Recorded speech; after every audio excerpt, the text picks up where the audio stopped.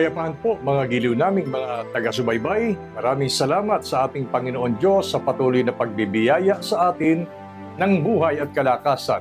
At gaya po ng aming palaging ipinapaalala na sana ay maiukol natin ang ating buhay at lakas sa patuloy na pagsubaybay ng pag-alam ng kalooban ng Diyos tungkol po sa atin na Kanyang nilikha. At ito po ay pawang nasusulat sa banal na kasulatan. At ito inihahatid sa inyo ng programang ito na ang Kabanal-Banalan.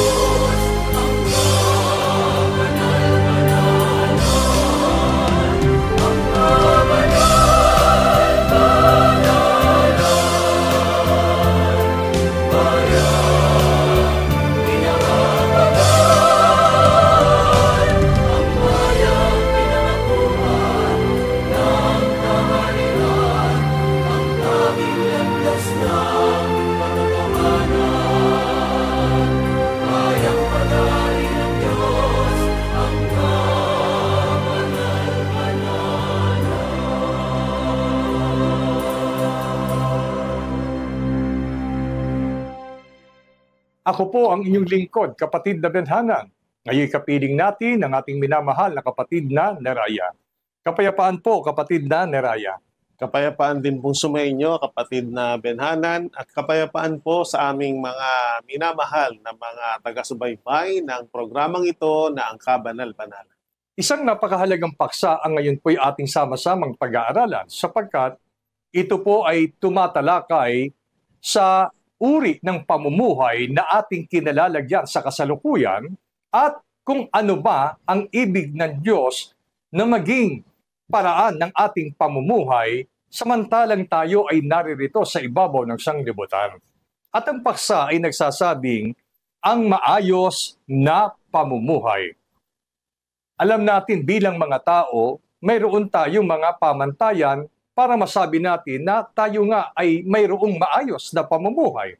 At hindi natin maitatanggi ang ating sarili na ang saligan ng maayos na pamumuhay ayon sa kaisipang pangtao ay nababatay po sa dami ng kanyang tangkilik sa buhay na ito. Kung ikaw ay sumasagana sa kayamanan, walang masyadong alalahanin sa anumang pinansyal na gastusin, masasabi ng tao na ang kanyang pamumuhay ay maayos na pamumuhay. Pero alamin natin, ito ba ay lubos na sinasang-ayunan ng banal na kasulatan?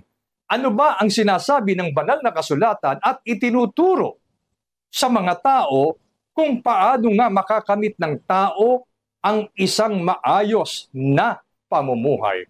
Kaya pasimulan po natin ang pag-aaral, mga giliw naming taga-subaybay.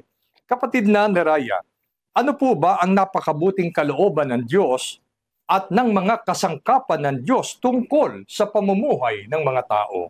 Ang sagot po na muli ay mababasa natin sa banal na kasulatan ay sinulat sa pamamagitan ng Apostol Pablo sa unang Korinto, Kapitulo 7, versikulo 35, sa salin po ng Biblia na Tagalog Popular Version. Sinasabi ko ito upang tulungan kayo. Hindi ko kayo hinihigpitan. Ang ibig ko'y madala kayo sa maayos na pamumuhay at nang lubusan kayong makapaglingkod sa Panginoon.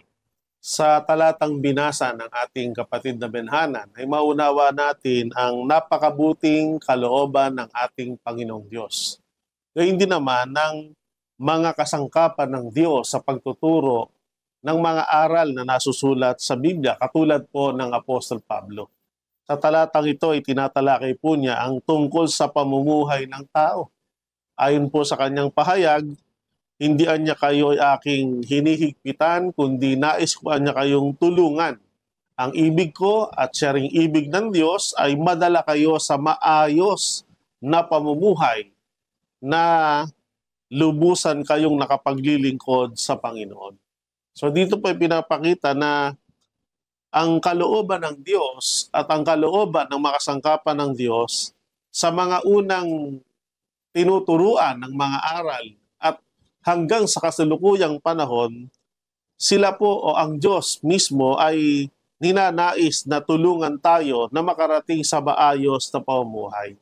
At ang maayos na pamumuhay ay hindi lang po nakasalig sa pagkakaroon ng mga sumasaganang material na bagay o yung kawalan ng alalahanin sa mga pangailangan sa buhay na ito, kundi ang kalakip ng maayos na pamumuhay at isang pamantayang nakasulat sa Biblia ay ang matulungan ng tao na lubusang nakapaglilingkod sa Panginoon. Sapagkat ang purpose of life o layunin kung bakit patuloy tayong binibigyan ng Diyos ng buhay para masabing maayos ang paraan ng paggamit nito na iuukol natin upang gampanan yung ating katungkulan sa Panginoong Diyos na may likha sa atin na tayo po ay makapaglingkod sa Kanya sa pamamagitan ng masunod natin kung ano yung Kanyang kalooban at ito rin po ay para sa ikabubuto natin at ito po ay para sa ikapagtataglay natin ng maayos na paraan ng pamumuhay. Yun po mga giliw naming mga taga-subaybay. Ang kakompletohan ng isang maayos na pamumuhay ay hindi po lamang nalilimitahan sa mga sumasaganang material na bagay sa buhay na ito. O dili kaya'y hindi mo na masasabing ikaw ay nasa maayos na pamumuhay kung sakto o tila nagigipit tayo sa ating pangangailangan sa buhay na ito. Sapagkat ang kumukumpleto sa isang maayos na pamumuhay ay ang lubusang makapaglingkod tayo sa ating Panginoon Diyos. Sapagkat kung wala ang lubusang paglilingkod sa Diyos, anuman ang estado natin sa buhay na ito, ay hindi po nating masasabing yaon ay isang maayos na pamumuhay.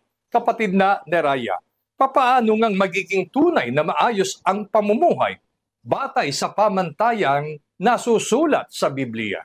Ang sagot po mula sa Biblia ay mababasa po natin sa unang Samuel. Ang kapitulo po ay 12 at ang bersikulo po ay 14. Sa salin po ng Biblia na Tagalog, Popular Version. Kung mamumuhay kayong may takot kay Yahweh, kung maglilingkod kayo sa Kanya, at susundin ang Kanyang kalooban, kung hindi ninyo lalabagin ang Kanyang mga utos, at kung kayo at ang inyong hari ay susunod kay Yahweh na inyong Diyos, magiging maayos ang inyong pamumuhay. Sa talata pong muli ay binasa ng ating kapatid na Benhanan, ay tatlong mahalagang bagay ang pamantayang nasusulat sa Biblia para ang tao ay maging tunay na maayos ang paraan ng kanyang pamumuhay. Una po ay sinasabi sa talata, kung mamumuhay anya kayo na may takot kay Yahweh. Opo, kung tayo ay mamumuhay na ang paraan ng pamumuhay natin, nagtataglay tayo ng pagkatakot, banal na pagkatakot sa ating Panginoong Diyos, isa po yun sa kahingian para masabing maayos ang ating pamumuhay. Dahil yung mga taong walang pagkatakot sa Diyos, yun ay nagiging daan para ang tao ay gumawa ng iba't ibang uri ng masasamang gawain. Subalit kapag ang tao po ay nagtataglay ng banal na pagkatakot sa Panginoon, yun ang pumipigil sa kanya para gumawa ng masama at tumutulong sa kanya para manatili siya sa isang maayos na paraan ng pamumuhay. Ikalawa, kung kayo anya'y maglilingkod sa kanya. Opo, kung tayo ay hindi lang natatakot sa kalooban, sa ating puso, kundi tayo ay naglilingkod sa paraang sinusunod natin ang kanyang kalooban. Tayo ay tumutupad ng kanyang mga utos sa gayong paraan na masasabi rin na isa yun sa pamantayan para masabing tayo ay may maayos na pamumuhay. Kasi kahit na makamtan nga natin ang lahat ng kasaganaan ng mga material na bagay sa buhay na ito, pero hindi naman tayo naglilingkod sa Panginoon. Hindi rin natin sinusunod ang kanyang mga utos, hindi po masasabing maayos ang ganong paraan ng pamumuhay. Opo. Sa halip, talagang kailangang naglalaan tayo ng panahon para malaman ang mga utos ng Diyos sinusunod natin, at kung anumang kalagayan meron tayo sa buhay na ito, at kung anumang tinatangkilik meron tayo, ginagamit po natin yan upang parangalan, paglingkuran ang ating Panginoong Diyos. At ang ikatlo, kung hindi ninyo lalabagin ang kanyang mga utos. So meron kasing sumusunod din naman, pero hindi napipigilan ng sarili na lumabag. Opo. O kaya may pinipili siyang utos na sinusunod bilang katunayan ng kanyang paglilingkod, pero meron naman siyang ayaw sundin, nilalabag niya. Hindi rin po makakatulong yon para masabing maayos ang ating paraan ng pamumuhay. Sa halip, kailangan po talaga sumunod tayo at umiwas naman tayo na malabag yung kanyang mga iniuutos. Ito po ang tatlong mahalagang bagay na sinasabi ng Biblia kung tayo nagtataglay ng banal na pagkatakot sa Panginoong Diyos.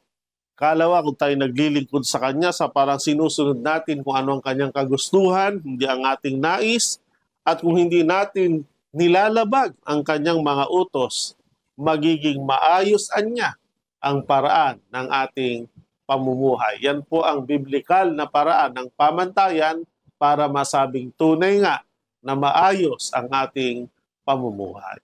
Yun po, mga giliw naming mga taga-subaybay, dito ay makikita natin para ang isang tao'y maranasan ang isang maayos na pamumuhay, kinakailangan niya na gawin ang lubusang paglilingkod sa Panginoon Diyos.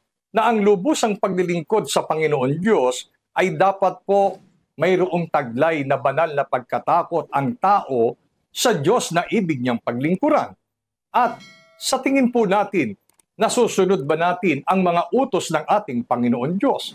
O gaya po ng banggit ng kapatid na Neraya na para bagang namimili tayo ng utos ng Diyos na susundin.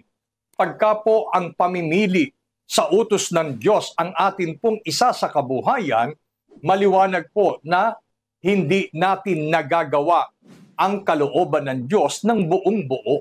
Sa halip, ay nagkakasala tayo sa Panginoon sapagkat sabi po ng banal na kasulatan, kung lalabag tayo sa kanyang mga utos, ay hindi po magiging maayos ang ating pamumuhay.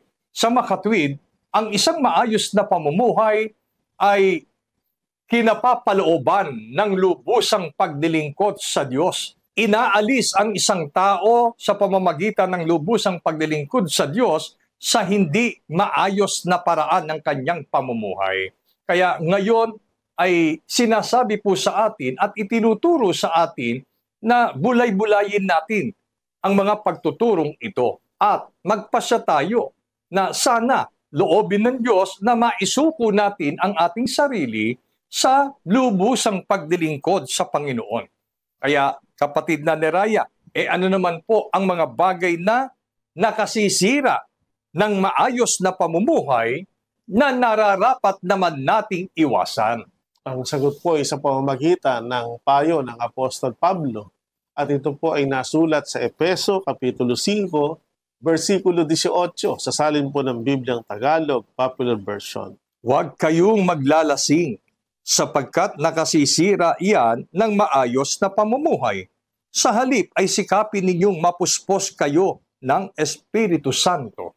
Narito po ang napakahalagang payo na itinuturo ng Apostol Pablo sa mga unang mananampalataya at kaya nasulat sa Biblia upang kapulutan din po natin ang aral.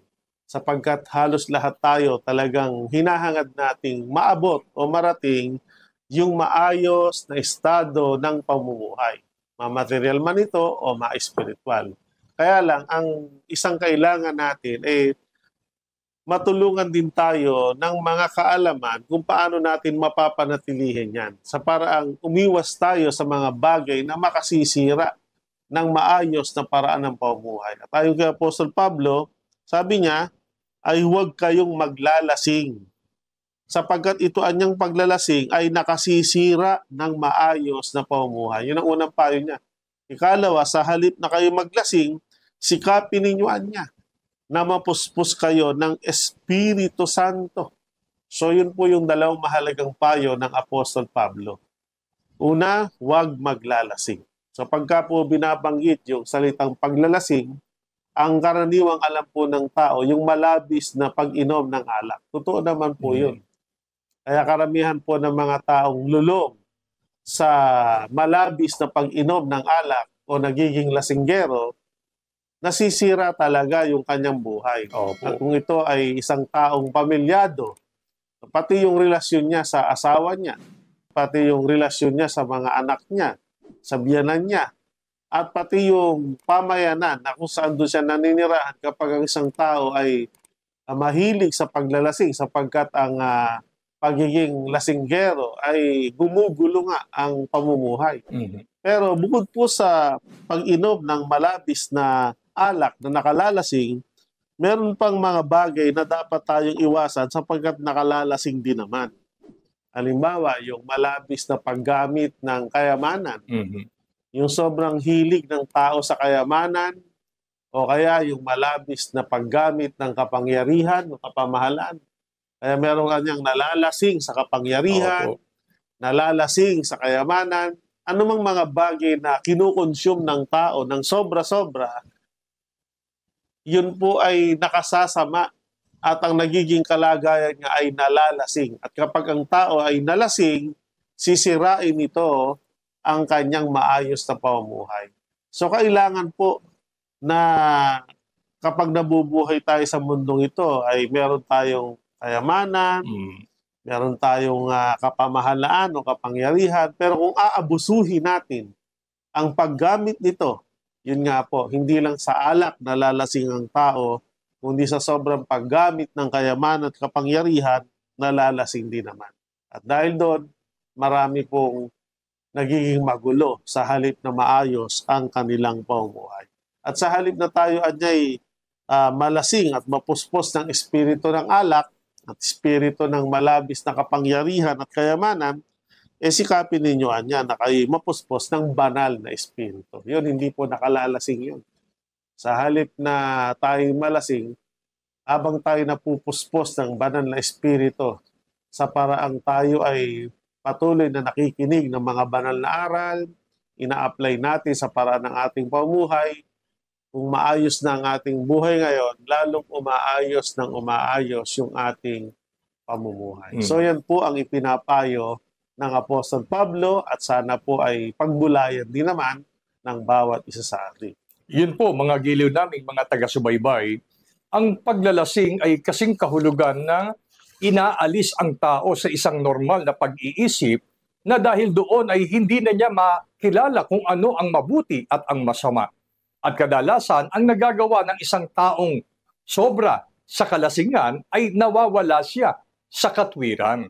At dito ay ipinapaunawa sa atin na hindi lamang ang espiritu ng alak ang nakakalasing sa tao, kundi maging ang kanyang kapangyarihan, ang kanyang kayamanan, at kung minsan yung kanyang katanyagan o kasikatan. At kung ang tao ay nasa kanya ang mga bagay na ito, itutulak siya dito upang magkaroon siya ng hindi maayos na pamumuhay. Sa halip na maayos ay ikasisira ng tao ang sobrang kalasingan sa mga bagay na nabanggit. Kung tayo man ay binibiyayaan ng ating Panginoon Diyos, isipin natin palagi paano natin magagamit ang mga bagay na ito na ikalulugod lamang ng Diyos, hindi sa ikapagkakasala ng tao. Sana ay maunawaan natin ang mga bagay na ito at maiwasan natin kung tila para bagang sa sobrang kapangyarihan, sa kalasingan sa sobrang kayamanan, at sa paglalasing sa sobrang pag-inom ng alak, sana po ay makaahon tayo sa ganitong sitwasyon ng ating buhay at tahakin natin ang pinatatahak at pinalalakaran ng Diyos na dapat po nating isakabuhayan para po tuloy-tuloy nating maranasan ang isang maayos na pamumuhay na ibig ng Diyos na magawa at maranasan ng bawat tao na kanyang nilikha. Kung kaya naman dahil dito ay patuloy na ipinapaalala sa atin sa pamamagitan ng pagtuturong ito ang kahalagahan ng pagsunod at pagdilingkod sa ating Panginoon Diyos. Bukod dito, kapatid na Neraya, ano pa ang mga bagay na marapat nating iwasan upang hindi masira ang ating maayos na pamumuhay? Ang pagpapayo po naman na mula sa Biblia ay sa pamamagitan ng hari na pantas na si Solomon. Ito po ay kanyang isinulat sa Kawikaan, Kapitulo 2, versikulo 17, kasama po ang talatang 19, sa salin po ng Biblia na Tagalog, Popular Version. Siya ang babaeng lumilihis sa magandang asal, nagtaksil sa asawa niya, sumira sa kanyang tipan.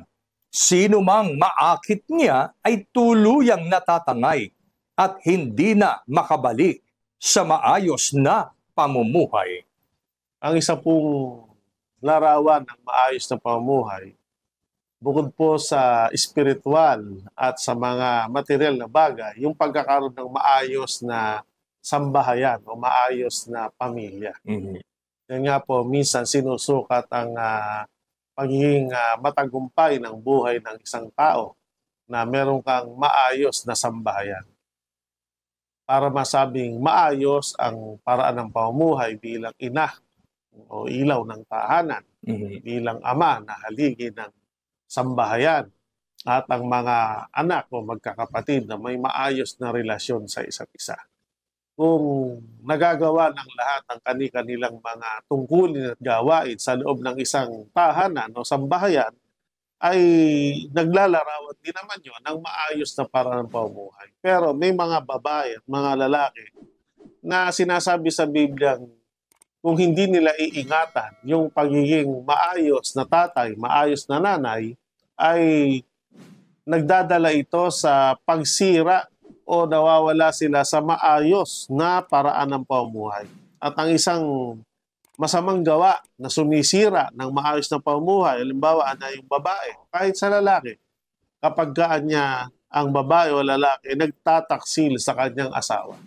Sapagkat ang pagtataksil sa asawa niya ay paglihi sa magandang asal at pagsira sa tipan ng pag-aasawa.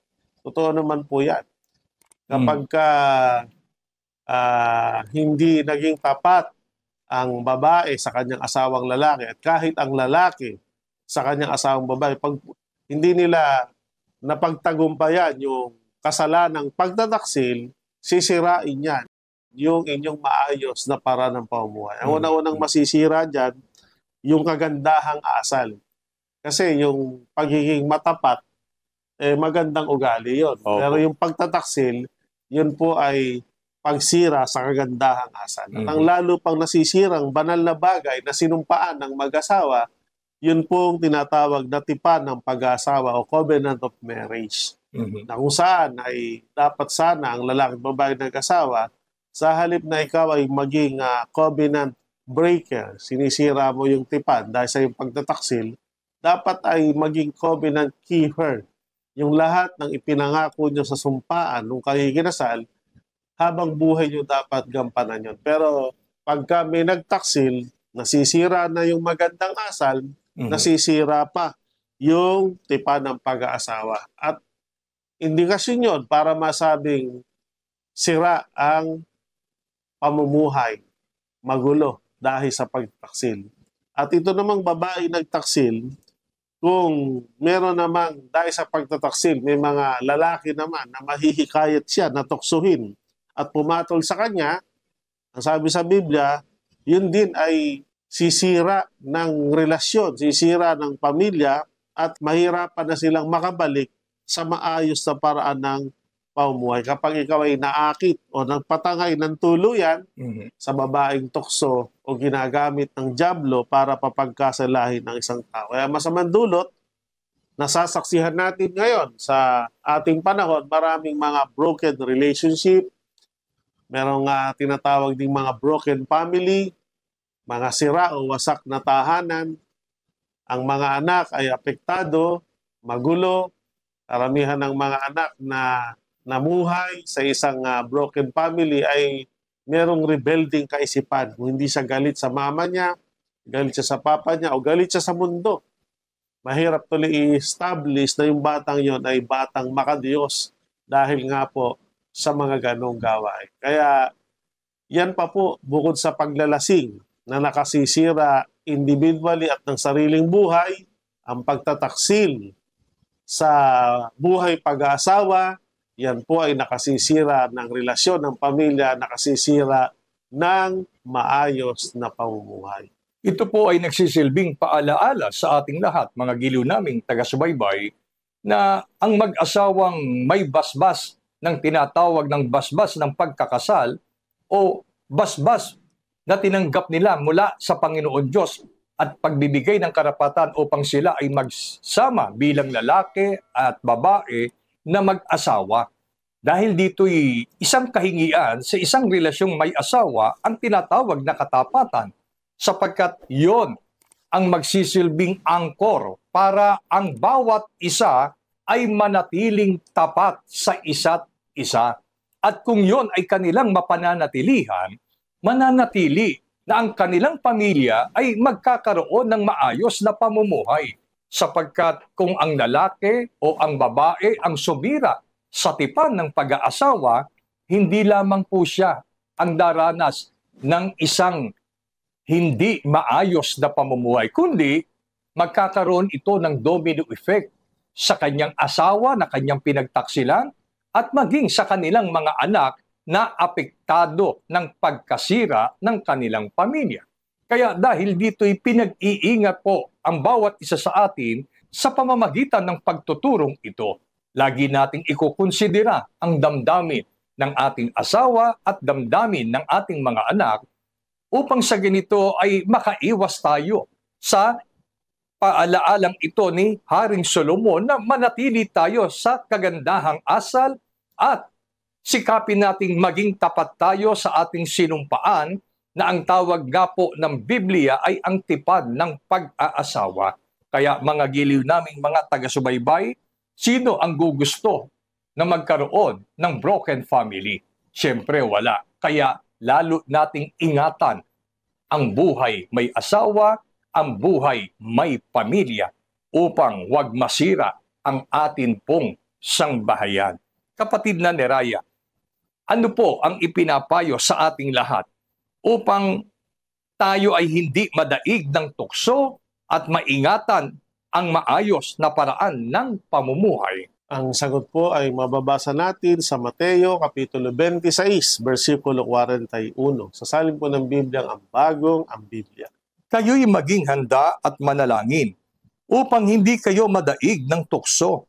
Ang espiritu ay tunay na nagnanais, subalit ang laman ay mahina. Nang ang ating Panginoong Kristo Jesus po ay magkatawang tao, nakita niya ang paraan ng pamumuhay ng maraming tao na talagang sa mundo ay maraming tukso at mga kaway ng pagkakasala na ginagamit ng diablong pamamaraan para wasakin o sirain ang maayos na pamumuhay ng tao. Babalikan niya natin yung kasaysayan, yung unang sambahayan o pamilya ay hindi na ingatan ang maayos na pamumuhay dahil sa natukso ang babae na si Eva. Hanggang ngayon, patuloy po na si Satanas o ang diablo ay tinutukso niya at nais niyang sirain ang maayos na pamumuhay ng maraming tao. Kaya ang Panginoon ay nagpayo para hindi tayo mabiktima ng tukso na ginagawa ng diablo para sirain ang ating maayos na pamumuhay, maging handa tayo anya at tayo anya'y maging mapanalangin. Yung pagiging handa, sa ibang salita, asahan na natin na talagang sa buhay na ito, marami pong ginagawang paraan ng diablo para tuksuhin at papagkasalahin tayo. Kaya magbantay tayo ng ating sarili. At kalakip nun, para proteksyonan tayo, bagamat tayo'y mahina lamang, pero magiging malakas tayo kung lagi tayong nakikipag-ugnayan sa Diyos sa pamamagitan ng pananalangin. Opo. Kaya yan po ang ipinapayo. Kailangan pong magsanay tayo na lagi nakikipag-communicate sa Panginoon at sa pamamagitan ng ating pananalangin, makakaranas tayo ng kalakasang mula sa Diyos at yung kalakasang bigay ng Panginoon dahil sa ating pananalangin, magagamit natin yon bilang sandata, bilang sanggalang para proteksyonan ang ating sarili sa mga tukso na naglipana sa sanglibutang ito. At sa gayong paraan, maingatan natin ang maayos at tunay na matagumpay na pamumuhay sa mundong ito. Mga giliw naming mga taga-subaybay, ang pagiging laging handa at ang pagiging mapanalanginin ay hindi po kabuuan ng lubusang paglilingkod sa Panginoon. Baka kasi ang iniisip natin, hindi baling hindi ako nakapaglilingkod sa pamamagitan ng pagdalo ko sa church namin, basta ako nananalangin lang. Yun po ay bahagi lang ng lubusang paglilingkod sapagkat mayroon pong pamantayan ang Diyos pa rin ang nagtakda kung paano natin siya lubusang mapaglilingkuran. Una, dapat ay makamit natin ang karapatan na tayo'y tawaging anak o lingkod ng Diyos sa pamamagitan po ng pagtanggap ng isang tao ng bautismo na itinuturo ng Biblia. At dito namin kayo hinihikayat na kapag ka po nagkasama-sama na tayo, magsama-sama tayong maglingkod. At dahil dito'y tuturuan tayo ng tamang paraan ng pananalangin upang wag masira ang isang maayos na pamumuhay na itinakda ng Diyos para sa ating mga tao. Sana ay basbasan ng Diyos sa ating puso ang pagtuturong ito mula po ngayon at magpakailanman. Amen. Maraming salamat po sa inyong pagtangkilik sa palatuntunang ito ng Kabanal-Banalang Iglesia ng Diyos kay Kristo Jesus. Kung nais po ninyong mapanood ang iba pa naming programa at upang lubos po ninyong makilala ang Kabanal-Banalang Iglesia ng Diyos kay Kristo Jesus, mag-subscribe sa ating YouTube channel na The Most Holy Church, bisitahin ang aming Facebook page na MHC Media. At bisitahin ang ating official website na www.mostholychurch.com. Maraming salamat po.